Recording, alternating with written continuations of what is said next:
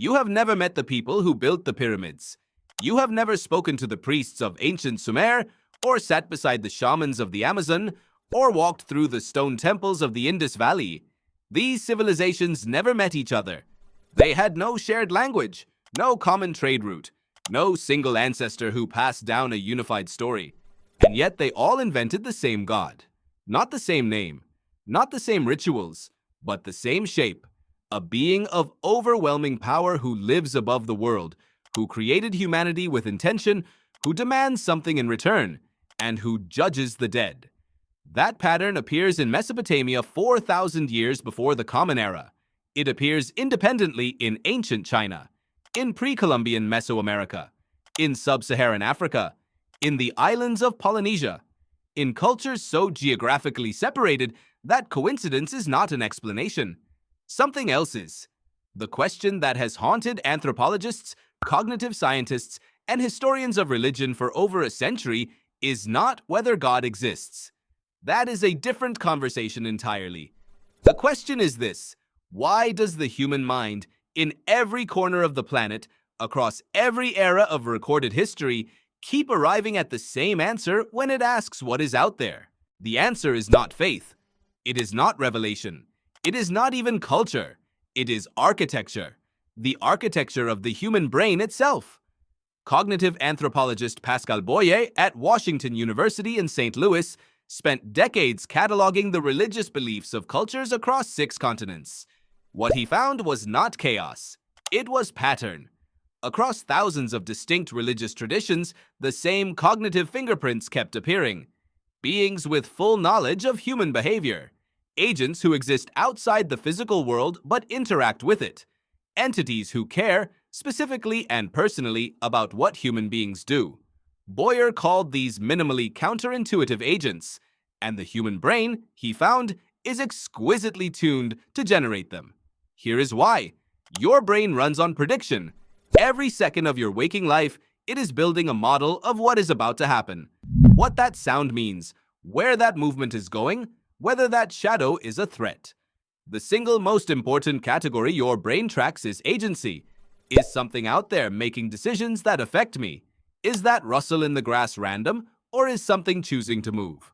For most of human history, the cost of getting that wrong in one direction was death. If you assumed the rustle was nothing and it was a predator, you did not survive. If you assumed it was a predator and it was wind, you lost nothing but a moment of fear. So over hundreds of thousands of years, natural selection built a brain with a hair trigger for agency detection. A brain that would rather see a mind behind every shadow than miss one that was actually there. Psychologist Justin Barrett at Fuller Theological Seminary named this system the Hyperactive Agency Detection Device, HADD for short. And it is not a flaw.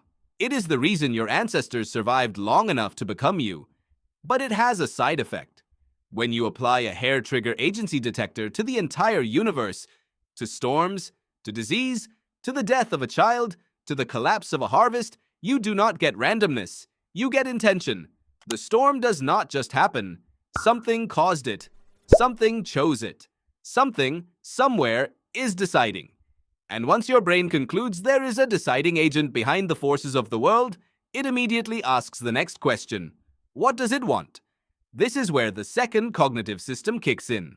Psychologist Norenzayan at the University of British Columbia has spent years studying what he calls big gods, the moralistic, all-knowing, punishment-wielding deities that dominate the world's major religions.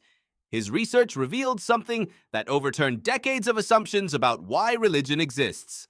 Big gods did not emerge because people were searching for comfort.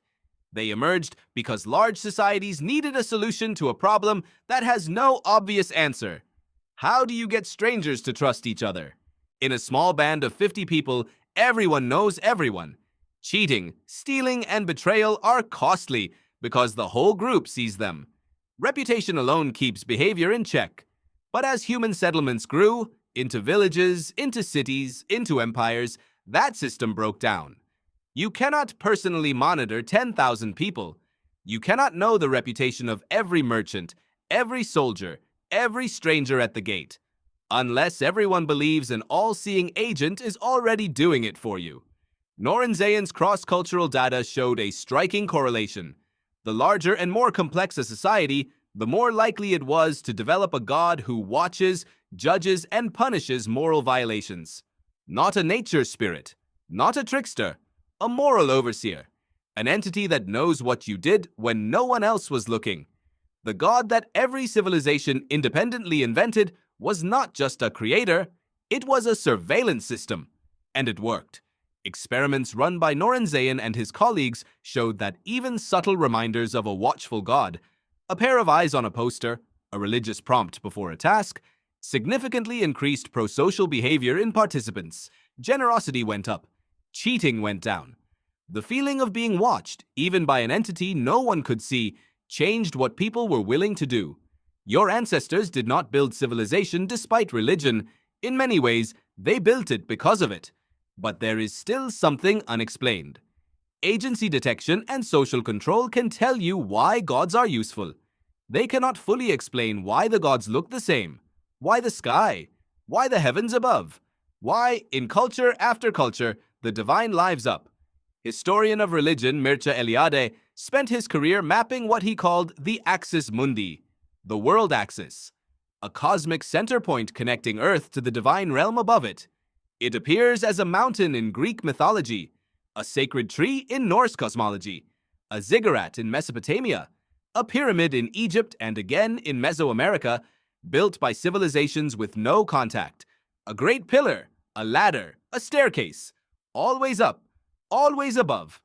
Eliade believed this was not coincidence, it was a universal feature of the human religious imagination.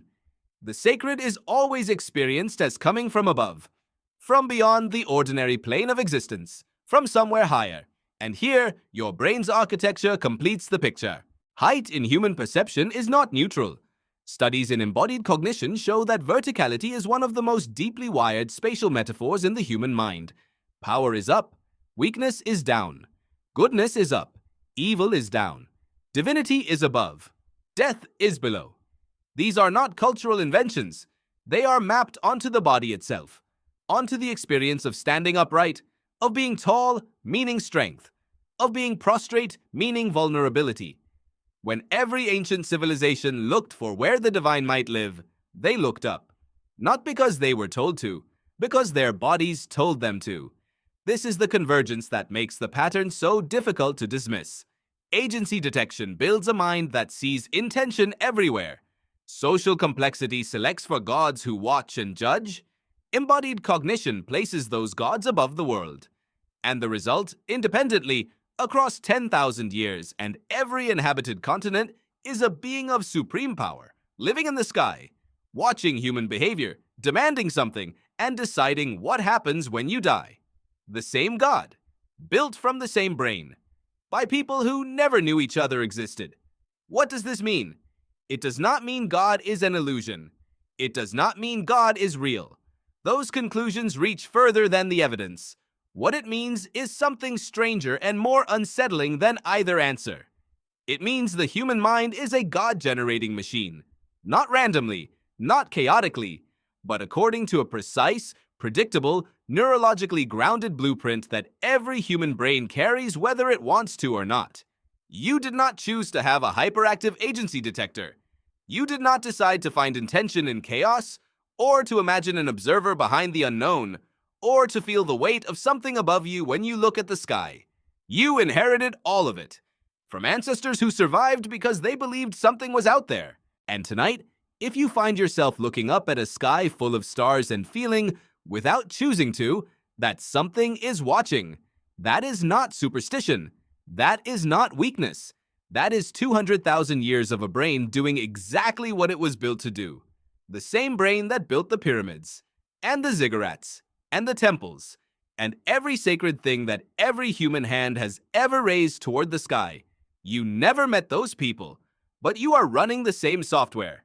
And in the dark, looking up, you arrive at the same place they did, still asking, still searching, still certain, somewhere beneath the thinking, that something is there.